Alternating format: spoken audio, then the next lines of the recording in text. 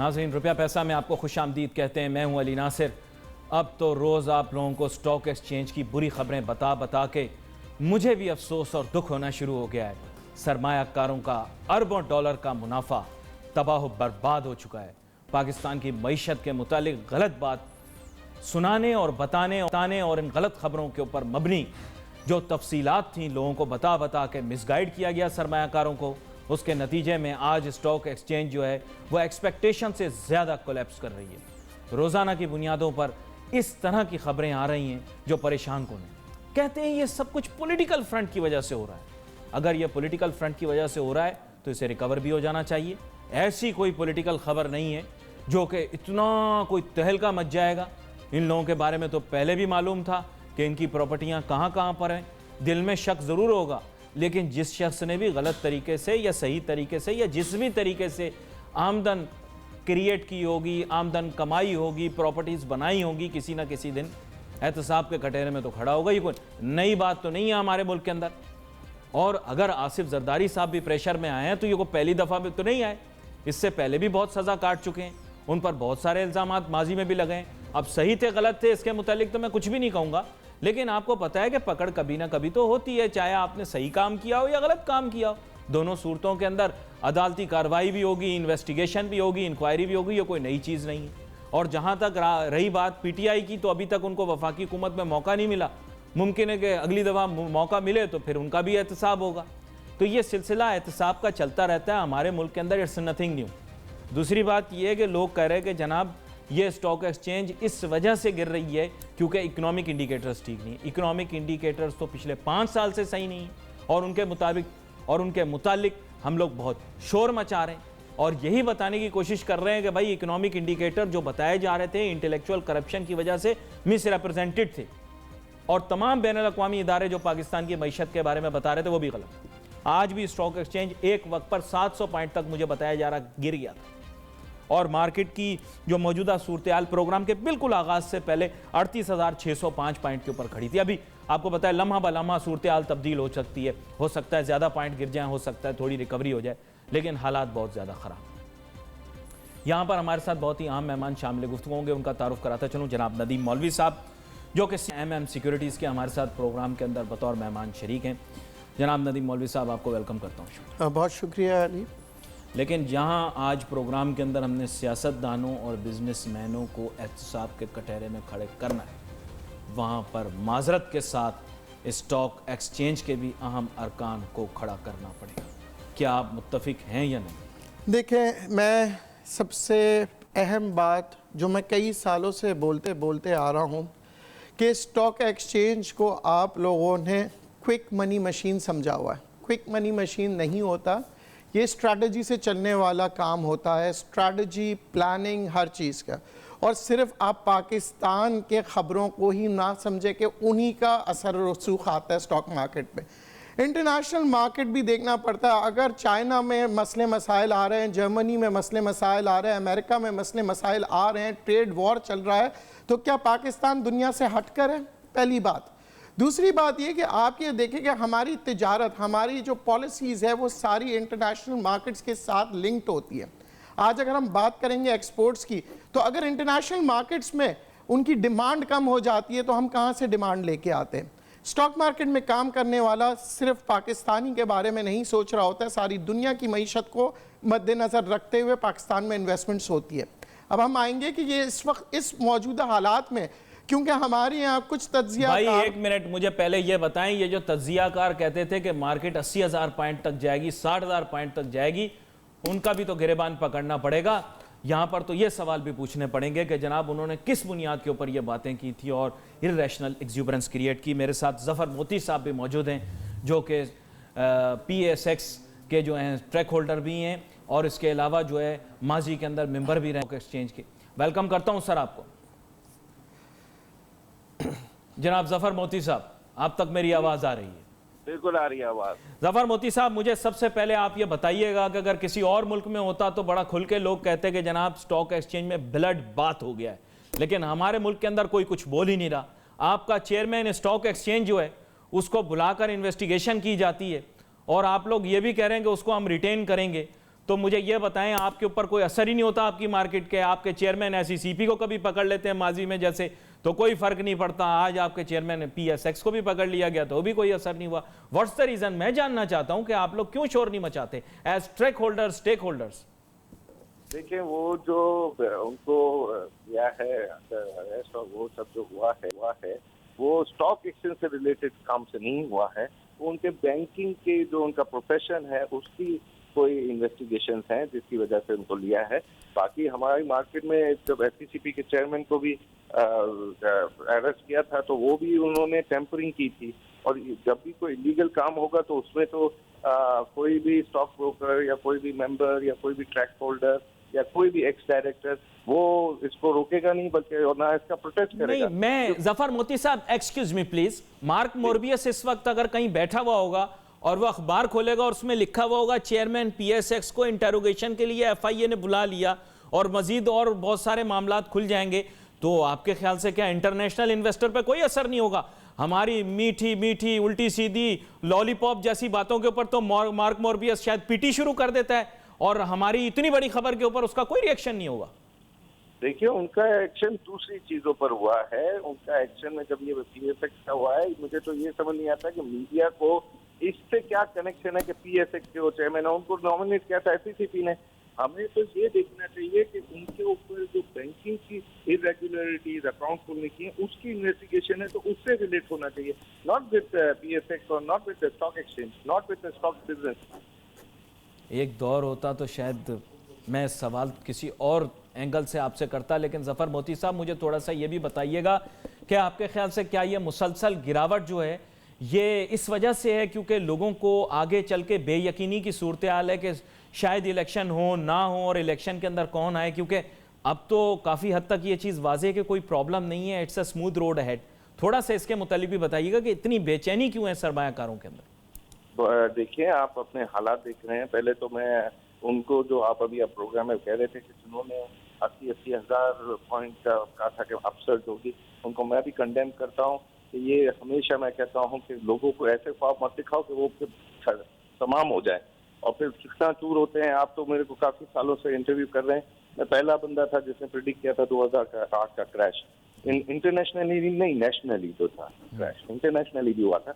अब आप आ जाएं जो अभी हो रहा है, तो आप टिक करते जाएं हर बात को कि आपकी ट्रेड डेफिसिट कितनी बढ़ गई है, आपका बैलेंस ऑफ पेमेंट का क्या हाल है, आपके रिजर्व्स का क्या हाल है, आपके डॉलर का क्या हाल है कि जो इन्होंने फ्री फ्लोट कर दिया है कि भाई जहाँ जाता है जाए। जो इन्वेस्टर बाहर से आया हुआ है जो इधर नफा लेने के चक्करों में था उसका तो नफा ढुल गया, क्योंकि वो वीक करेंसी में उसने इन्वेस्टमेंट की है और स्ट्रॉन्ग करेंसी में उसको नफा लेकर वापस जाना है।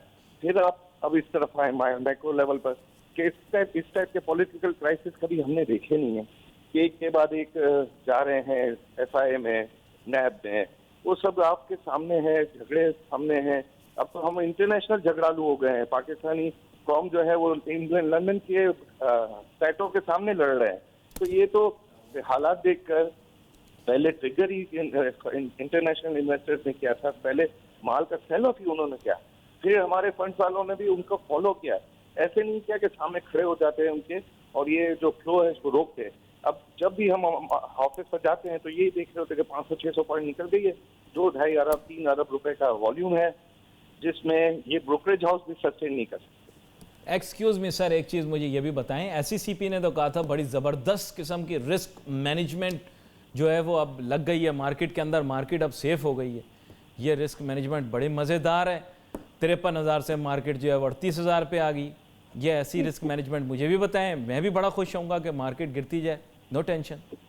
नहीं, वो उन्होंने जो रिस्क मैनेजमेंट की बात की है ना, वो ये नहीं किया कि मार्केट अप एंड डाउन को रोक देंगे। उन्होंने ये बात की है कि अब डिफॉल्ट नहीं होंगे। अब ये है कि जो पोजीशंस लिए हुए हैं वो कैशबल हैं, लोगों के पास तो वो मार्जिन फाइनेंसिंग की जगह नहीं है कि कोई बड़ा मसला आ जाए।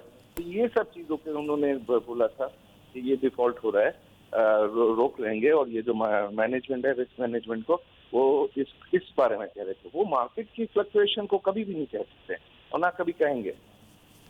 अच्छा, यहाँ पर मैं चाहूँगा कि जफ़र मोती साहब, एक बड़ा आम सवाल जो मेरे जहन में आ रहा है वो आ रहा है ये कि स्टॉक एक्सचेंज की कारकर्दगी के मुतालिक कोई ऐसा सवालिया निशान आगे आने वाली हुकूमत की रेफरेंस से तो नहीं होगा।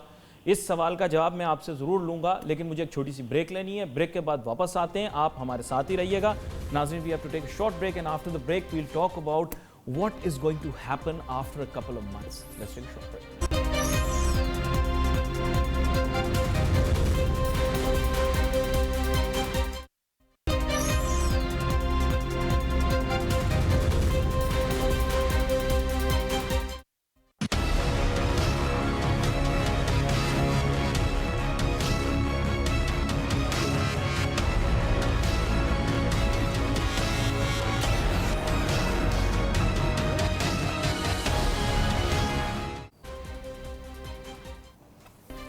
नाज़रीन, वेलकम बैक आफ्टर ब्रेक। गुफ्तगू हमारी जारी है। बात हम यही कर रहे हैं कि स्टॉक एक्सचेंज जो है वो रोज़ गिर रही है और परेशान कुन सूरत हाल पैदा हो गई। और ये भी मैं आपको बताता चलूँ कि जहाँ तक सियासी फ्रंट की बात है, बहुत सारे माहिरीन तज्ज़ियाकार ये पहले बता चुके हैं कि हालात मज़ीद जहाँ तक एहतिसाब का ताल्लुक़ है और ज़्यादा ख़राब होते चले जाएंगे, क्योंकि आहिस्ता आहिस्ता बहुत सारे सियासतदान और कारोबारी शख्सियात जो हैं उनको एहतिसाब के कटहरे में खड़ा किया जाएगा। ये बात मैं आपको पहले भी बता चुका हूँ, ये बात जुमे को भी हो चुकी है, या आज दोबारा से बता रहे हैं। अगर इस बुनियाद पे मार्केट ने गिरना है तो फिर ज़हनी तौर पर सरमायाकार तैयार हो जाएं कि और मज़ीद मार्केट में गिरावट आ सकती है, अगर वजह ये है तो। लेकिन मेरा दिल मानने को तैयार नहीं कि ये वजह है। मेरा दिल यही कहता है कि माशी तौर पर पाकिस्तान का बुरा हाल था, है, और अगर हमने हंगामी बुनियादों के ऊपर इस मुल्क की मईशत को ठीक ना किया और सी पैक जैसे मंजन और साबुन लेकर दुनिया जहां के अंदर हम लाल बत्ती के पीछे लग के भागते रहे तो हमारे मुल्क को कुछ नहीं मिलेगा। सी पैक का मामला और उसका चैप्टर जो है वो आपको पता है 4 महीने से अब उसके मुतालिक कोई बात नहीं हो रही और उसका हर शख्स क्रेडिट लेना चाह रहा है, लेकिन हकीकत ये कि आज की तारीख में सी पैक के मुतालिक कुछ नहीं हो रहा, बल्कि उसके जो नेगेटिव इम्पैक्ट्स हैं वो पाकिस्तान की इकॉनमी के ऊपर दिखाई दे रहे हैं, with a rising import and increasing trade deficit. मेरे साथ यहाँ स्टूडियो में मौजूद हैं जनाब नदीम मौलवी साहब, और टेलीफोन लाइन के ज़रिए हमें ज्वाइन किया हुआ है जनाब ज़फ़र मोती साहब ने। दोनों ट्रैक होल्डर्स हैं स्टॉक एक्सचेंज के। ब्रेक पे जाने से पहले हमने ज़फ़र मोती साहब की गुफ्तगू सुनी है। मैं चाहूँगा कि नदीम मौलवी साहब भी इस मौजू के ऊपर कुछ कहें, फिर हम ज़फ़र मोती साहब की जानिब दोबारा से जाएंगे। नदीम मौलवी साहब, मुझे थोड़ा सा अब आप ये बताइए कि अब मैं किससे एहतसाब के कटेरे में खड़ा करूँ स्टॉक एक्सचेंज की रेफरेंस से? आप लोग तो सब मिलकर कहते रहे पाकिस्तान की इकॉनमी बहुत ऊपर जाएगी, आप तो सब जिम्मेदार हैं, यू आर ऑल रिस्पॉन्सिबल। आज आप कह रहे हैं कि नहीं जी हमने तो नहीं कहा था, आप सब ने कहा था कि स्टॉक मार्केट और ऊपर जाएगी, आपने कहा था कि नहीं कहा था? देखें, असल चीज़ मैं दोबारा वही रिपीट करूंगा, स्टॉक मार्केट में आप सट्टा खेलने आए, गैम्बलिंग करने आए, या आप किसी नंबर पे पैसे लगाने आए? आप अगर बात कर रहे हैं इकॉनमी की, तो दुनिया भर के इकोनॉमिस्ट क्या बेवकूफ़ थे, जाहिल थे? पाकिस्तान से मिले हुए थे जो इतने मोडी इंटरनेशनल ने जो स्टेटमेंट्स दिए थे, फ्रांस के जो वहाँ पे एनालिस्ट थे उन्होंने स्टेटमेंट्स दिए थे, जर्मनी के जो थे और रशिया के मुख्तलिफ ममालिक, अमेरिका के वॉल स्ट्रीट जर्नल में आ रहा था Pakistan economy booming, Pakistan economy is going ahead. ये सब क्या था? डू यू थिंक एवरीवन ये सब आई वॉश था? ये सब आई वॉश था, क्योंकि जब वो आपके खिलाफ बात करते हैं तो साजिश हो गई, बैनुल अक़वामी साजिश नहीं। जब वो मीठा मीठा बोलते हैं तो उनसे ज्यादा सच्चा और जो है वो सच्चा शख्स जो है और सच्चा इदारा जो है दुनिया में अवेलेबल नहीं है। ये कैसे बात मानने वाली हो गई भाई? जब वो जरा सा कुछ गलत कहते हैं पाकिस्तान के मुतालिक, साजिश हो गई, अमेरिका वालों ने साजिश कर दी, पूरा दिन उनके पास कोई काम नहीं, पाकिस्तान के नक्शे पे शटापू खेलते रहते हैं, और जब वो कोई चीज सही कहते हैं तो हम कहते हैं आई लव यू, इनसे ज्यादा सच्चा कोई नहीं। बात ये नहीं है कि हम उनसे बुरा कहें या अच्छा कहें, बात हमें समझना चाहिए कि वो किस बेस पे कह रहे हैं। अगर अच्छा कह रहे हैं तो किस बेस पे कह रहे हैं, बुरा कह रहे हैं तो किस बेस पे कह रहे हैं। इकोनॉमी कोई गुड्डा गुड्डी का खेल नहीं है जो 2 दिन में हो गई शादी और बात खत्म। इकोनॉमी का मतलब है हम 5 साल की प्लानिंग देख रहे होते हैं, 10 साल की प्लानिंग। अमेरिका की प्लानिंग कितने सालों की है? क्या 1 साल की है? चाइना की प्लानिंग कितने साल की है? बात रिजल्ट दे रहा है। हम किस जगह पे खड़े हैं ये कौम को सोचना चाहिए। हम स्टॉक मार्केट में आज पैसे लगाते हैं और शाम को कहते हैं डबल हो जाए, और फिर कहते हैं मार्केट गिर गई। यहाँ 4 आप लोग दिखाते हैं, आप ख्वाब दिखाते हैं कि अगले दिन जागोगे तुम रईस हो जाओगे, अमीर हो जाओगे। ज़फ़र मोती साहब के साथ, ज़फ़र मोती साहब की जानिब जाता हूं। ज़फ़र मोती साहब, ये ख्वाब तो आपको पता है मार्केट के अंदर बहुत सारे लोगों ने रिटेल क्लाइंट्स को गैदर करने के लिए दिखाए कि जनाब ये तो डबल शाह वाला काम है, आप मार्केट में आए कल दुगना मिलेगा। अब ये बात तो मार्केटिंग का हिस्सा थी कि नहीं? उसमें कुछ लोगों ने किया था तो वो भी उनको भी देकर इन्वेस्टिगेशन हुई हैं लेकिन आप एक छोटी सी बात नहीं समझ रहे। आपने अभी कहा कि आपका दिल ये कहता है कि माशी हालात खराब है, तो किसने कहा? मेरे ख्याल में तो अभी तक कोई स्टॉक ब्रोकर ने नहीं चाहता कि हाँ हमारे माशी हालात बहुत अच्छे हैं और मार्केट इधर से इधर हो जाएगी या ये हो जाएगा। क्यों कि आप देखिए कि जब भी सरदार साहब भी हमारे मार्केट में आते थे तो हम जैसे कई तो ट्रैक होल्डर्स उनसे मिलने को भी तैयार नहीं थे, क्योंकि वो बुक्स को, अब तो क्लियर प्रूफ हो गया कि बुक्स को मैचअप करते थे। फिर आप देखिए कि टेम्परिंग का जो आया है वो भी आपके सामने, कि रिकॉर्ड टेम्परिंग का भी इनके साथ ये लोग कर रहे थे। तो मेरे ख्याल में ब्रोकर्स को इल्जाम देना कि वो को ख्वाब दिखा रहे थे, ऐसा कुछ नहीं है। आपने जो कहा ना कि आपका दिल कहता है माशी के बाद जो सोने पर सुहागा हुआ ना, जो आप कहते हो ना डबल फैमी बोलते हैं उसको, कि दूसरा जो मुक्का लगा है वो आपका पॉलिटिकल क्राइसिस की वजह से लगा है, वो आपका लॉलेसनेस की वजह से लगा है, गवर्नमेंट की रिट ना होने की वजह से लगा है, इतनी महंगाई के होने की वजह से लगा है कि इन्फ्लेशन अब हो जाएगी। तो अब इन्फ्लेशन होना, डॉलर को स्ट्रॉन्ग होना और उसका वीक होना, इसका पॉलिटिकल कोई ना कोई आउटकम थोड़ा बहुत तो कहोगे ना कि ये पॉलिटिकल क्राइसिस की वजह से हुआ है। जब आपकी किटी में पैसे ही नहीं है, आपके रिजर्व इतने कम हो गए हैं कि आप कंबोडिया से भी नीचे आ गए। कंबोडिया की इकोनॉमी 1/10 ऑफ पाकिस्तान है, कंबोडिया के पास रिजर्व ज्यादा है और हमारे पास नहीं। तो ये सब चीजों का एलिमेंट्स जो हैं, ये सब वेरिएबल के जो चीजें हैं उससे मिक्स होकर ये मार्केट इतनी नीचे आ रही है। और जिस तरह आपके प्रोग्राम चल रहा है इस तरह और गुस्सा आपका जो है दिख रहा है, वो और मार्केट को खराब कर रहा है। देखें, और मार्केट को जो खराब करना था अब इसकी जिम्मेदारी प्रोग्रामों पे न डालें प्लीज, वरना फिर मुझे उन लोगों का नाम लेना पड़ जाएगा जो आप बोल रहे हैं कि ब्रोकरों ने कहा कि इकोनॉमी हमारी बिल्कुल जो है वो सही नहीं है। मैं फिर आपने नहीं कहा, मैं आपके मुतालिक कह सकता हूं कि आपने नहीं कहा, नदीम साहब ने शायद नहीं कहा, लेकिन और लोगों के मुतालिक मैं यही बात नहीं कह सकता। और लोगों ने मार्केट के मुतालिक बड़ी बड़ी बातें की हैं और आपको मानना पड़ेगी ये बात कि सीपैक के मुतालिक एक्सपेक्टेशन बढ़ाई गई, एमएससीआई के मुतालिक बेवजह की बढ़ाई गई एक्साइटमेंट, जबकि एमएससीआई जब से जो सिलसिला हुआ तब से कोई खास मार्केट के अंदर पेशरफ्त नहीं हुई। म्यूचुअलाइजेशन वाला जो मामला था और स्ट्रेटेजिक इन्वेस्टर का मामला था, लोगों में हाइप बढ़ाई गई, ये बात एक फैक्ट है। नहीं तो आप नाम लेना, मुझे तो याद है कि एमएससीआई में जिस टाइम वो अपना होने का था कि भाई एमएससीआई में हम जा रहे हैं, तो लोगों को कहा गया था कि भाई अपनी ब्रोकरेज हाउस की पावर्स को बढ़ा लो, क्योंकि आपको इतना बड़ा काम अगर $5 बिलियन लेकर तो बैठे हुए। मुझे याद है ये सब चीजें कि उनको कहा गया कि अपनी जो स्ट्रेंथ है डूइंग ब्रोकरेज बिजनेस उसको आप डबल ट्रिपल कर लो। लेकिन अब आपके सामने ही सूरत हाल है और मैं अब क्या कह सकता हूँ, situation is in front of you. Nadeem मौलवी साहब, मैं अब आपकी जानिब भी आता हूँ और आपसे भी यही जानना चाहता हूँ कि भाई ये रैशनल एक्सूबरेंस जो थी ये क्रिएट की गई थी, बहुत सारे लोगों ने बात की, एमएससीआई वाली जो बात थी उस पर इतना मेरे ख्याल से ढोल पीटा गया। मैंने आज तक पाकिस्तान में इतना ढोल पीटते नहीं देखा लोगों को। लोगों ने कहा कि अब एमएससीआई के अंदर आ गए, फॉरेन इन्वेस्टमेंट के दरवाजे खुल जाएंगे, गोरे जो हैं वो जहाज से सीढ़ी से भी नहीं उतरेंगे, बल्कि जो ही पाकिस्तान के हुदूद में दाखिल होंगे पैराशूट से छलांग मार देंगे अपने पैसे लेके कि पाकिस्तान में सरमाया लगाना। यह मैंने बात की थी, ये तो बात मार्केट में हुई थी। जी नदीम मौलवी साहब, देखें बात वही है अली भाई, आपने बड़ी अच्छे अंदाज में बताया कि बहुत से लोगों को जो है ना एक्साइटमेंट आ गई थी, इन्वेस्टर्स को भी, और कुछ ऐसे तज्जियाकार जो कि अचानक से बोलते हैं। पर देखें, मैं शुरू से आपको ये बताता आ रहा हूँ कि मार्केट जो है अप एंड डाउन चलती रहती है। एक मार्केट का उसूल है, मेरा नहीं है, इंटरनेशनल उसूल है।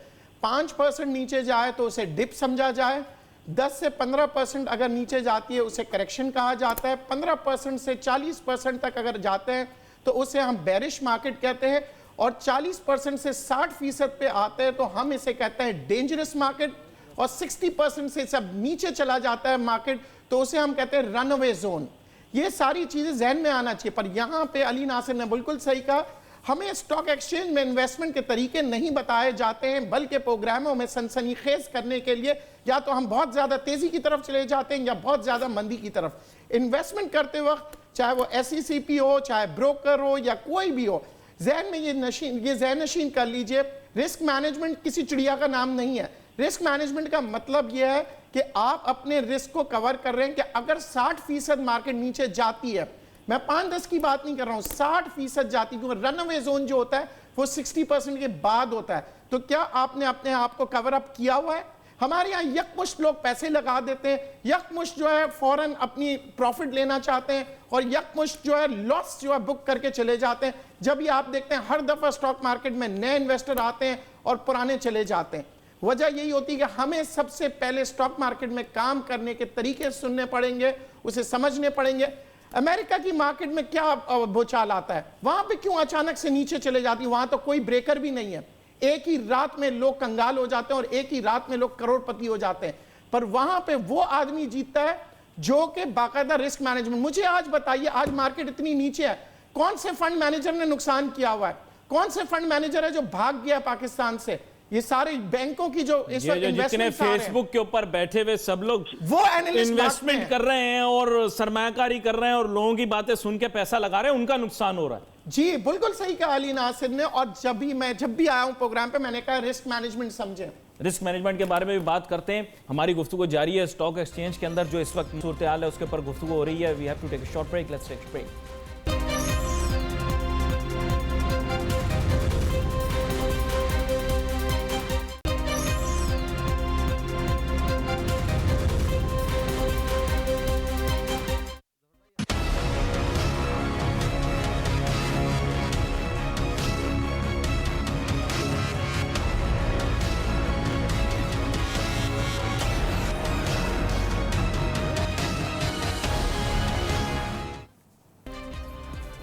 नाज़रीन वेलकम बैक। गुफ्तगू हमारी इसी मौजू पर हो रही है कि जनाबे वाला हमारे स्टॉक एक्सचेंज की कारकर्दगी इतनी ख़राब क्यों है। और स्टॉक एक्सचेंज के मुतालिक जो है हमेशा से कहा जा रहा था कि पाकिस्तान के इकोनॉमिक फंडामेंटल्स बहुत ज़्यादा स्ट्रॉन्ग हैं एक साल पहले तक। उसके बाद आपको पता है कि बहुत सारी अजीब किस्म की जो चेंजेस आई वो हमारे सिस्टम के अंदर, और फिर इमरजेंस हुई एक नए किस्म के सिनारियों की, जहाँ पर एक नया वज़ीर आज़म आया, वज़ीर ख़जाना जो हैं वो मुल्क से चले गए, अलालत और मतलब ये कि अलील हो गए। ये जो पॉपुलर बात है वही आपको बता रहा हूँ कि बीमार हो गए, उनकी तबीयत ख़राब हो गई। और फिर एक नया वज़ीर ख़जाना भी आ गया जिसने अपने हिसाब से मुल्क को थोड़ा बेहतर चलाने की कोशिश की, लेकिन फिर मामलात जो हैं वहीं के वहीं फिर हक़ाइक़ सामने आना शुरू है कि पाकिस्तान की इकॉनमी की ऐसी की तैसी हो चुकी थी और हमारे सामने सिर्फ जो है वो ड्रामे किए जा रहे थे कि हमारी मईशत अच्छी है, बल्कि हमारी मईशत का बुरा हाल था। ज़फ़र मोती साहब, बुनियादी बात एक अब आजकल के सिनेरियो की ये है कि हमारे यहाँ ये तासुर दिया जा रहा है कि जनाबे वाला अब चूँकि एक हमारे वज़ीर आज़म जो हैं उनको शायद अरेस्ट कर लिया जाए, और साबका जो सदर रहे हैं इस मुल्क के आसिफ जरदारी साहब, उनके भी एहतसाब की मैं कहूँगा कि एहतसाब के कटहरे में अब वो आके खड़े हो गए। तो मामला यहाँ पर आ गया है कि उनके ऊपर कोई इशू तो नहीं होने वाला, उनको भी कहीं सिमिलर सिचुएशन फेस तो नहीं करनी पड़ेगी। आपको क्या लगता है कि आइंदा आने वाले दिनों के अंदर अगर इस तरह का एहतसाबी अमल टेक प्लेस करता है तो स्टॉक एक्सचेंज पे प्रेशर बढ़ेगा या रिलीज होगा? ये ज़फ़र साहब जी, मैं ये तो आप देख ही रहे हैं कि बढ़ ही रहा है। देखिए, मैं हमेशा क्या कहता हूँ कि हमारी मार्केट झूठ नहीं होती है। प्रिडिक्शन पहले से आ रही थी मार्केट की कि खराबी हो रही है, खराबी हो रही है। अच्छा, इसका आप है ना, आप तो माशाल्लाह पुराने हैं, आप ब्रोकरेज हाउस में जाओगे ना तो वहाँ के जो ब्रोकर ट्रैक होल्डर्स है ना, उन्होंने भी अपनी सख्ती ज़्यादा बढ़ा दी थी इसी परसेप्शन पर कि अगर ये इलेक्शन और ये पकड़ दकड़ और ये आउट ऑफ कंट्रोल होगी और ये सब बड़े बड़े लोग पकड़े जाएंगे तो इकोनॉमी का क्या होगा, मुल्क का क्या होगा और लॉ एंड ऑर्डर का क्या होगा। तो आप देखिए, जो कॉशियस ब्रोकरेज हाउसेस थे उन्होंने तो अपना काम ही बंद कर दिया था 4 महीने पहले। उन्होंने अपने लेवल्स का, अपने जो ब्रोकर्स थे, अपने जो स्टाफ थे, उसको भी कट डाउन किया था। क्योंकि आपके सामने है कि ये ऐसी सिचुएशन में कोई कंट्री आगे नहीं बढ़ सकता। अब हम कम्पीट कर रहे हैं ऐसे छोटे छोटे कंट्रीज से जो कभी आज से 4-6 महीने पहले नहीं, 10 साल पहले कभी उनका नाम भी नहीं सुना। ये बात तो ज़फ़र मोती साहब आप बड़ी अहम कर रहे हैं। हमारे यहाँ चंद ही लोग इस चीज़ से वाकिफ़ थे कि हमारे यहाँ बहुत सारे लोग जो कि रिटेल का काम कर रहे थे, उन्होंने पहले से ही अपने ऑपरेशंस को कर्टेल कर दिया था। अपनी क्लाइंटेल को भी ये किसी हद तक मैसेज कन्वे कर दिए थे कि अब मार्केट जो है वॉलेटाइल है, इसके हालात ख़राब हैं। लेकिन टू बी वेरी फ्रैंक, इतनी एक्सपेक्टेशन किसी को नहीं थी। लोग तो बल्कि अपने जहन में बनाए बैठे थे कि जी 38,000 तो वो पॉइंट है मार्केट का कि जब वो आ जाएगा तो पता नहीं बहुत ही बुरी कोई हालत हो जाएगी। आज आ गया ज़फ़र मोती साहब, कौन सी ऐसी हालत हो गई? आप भी माजी के झरोकों में झांकें, आपको याद होगा एक ज़माने में 762 के ऊपर पॉइंट, 762 पॉइंट पर भी मार्केट आई थी। आज वही मार्केट 53,000 पे भी तो गई और फिर वही मार्केट जो है 38,000 पर आई। तो ये कोई इमरजेंसी लाइक सिचुएशन तो नहीं है, माजी में बहुत सारी चीज़ें हो चुकी हैं। क्या ख्याल है आपका? ये इमरजेंसी लाइक होती अगर इसके साथ वॉल्यूम्स होते हैं। ये वॉल्यूम बगैर की मार्केट गिर रही है, तो इसमें ये पता चल रहा है कि किसी का इंटरेस्ट ही नहीं है। वॉल्यूम आज चल रहा है 3 अरब रुपए के, 2.5-3 अरब रुपए। ऐसी मार्केट इतनी पॉपुलेशन के साथ हमें वॉल्यूम चाहिए होते हैं कम से कम 22-23 अरब रुपए के, और जब हम तेजी की बात करते हैं तो उसके लिए चाहिए होते हैं 35 से 40 अरब रुपए शेयर का काम रोज का। अब 2.5-3 अरब रुपए में 500 पॉइंट बढ़ना या 1000 पॉइंट घटना कोई अचंभे की बात इसलिए नहीं लगती क्योंकि इसमें प्राइस डिस्कवरी नहीं है, मार्केट में डेप्थ ही नहीं है। पहले आपको याद हो जब आप बहुत ज्यादा इस इन्वॉल्व थे स्टॉक मार्केट में दूसरे चैनलों के थ्रू, तो आप देखते थे कि 20-20 लाख शेयर OGDC जैसी बड़ी कंपनी के 1.5 पाई फर्क बाय एंड सेल हो जाती थी। आज आप देखें, फर्क देखें, जो पिप्स का फर्क है, जो डिफरेंस है वो 8 आने 4 आने फर्क। छोटे स्क्रिप्ट जो 1.25 रुपए के 1.5 रुपए के वो 10-10 पैसे फर्क हो रहे हैं। बड़ी अहम बात कर रहे हैं आज की गुफ्तगू जो है, मेरे ख्याल से अब तो इसको एक सिलसिला बनाना पड़ेगा आगे चल के, को स्टॉक मार्केट के मुतालिक और मजीद भी बात करनी होगी। आपको भी मदऊ करेंगे मुस्तकबिल के अंदर। आप दोनों बहुत शुक्रिया, आप शो में हमारे साथ शामिल हुए। नाजरीन, we wait for your message on Facebook. यहाँ पे अली नासिर हमारी टीम को इजाज़त दीजिए। अल्लाह हाफिज़।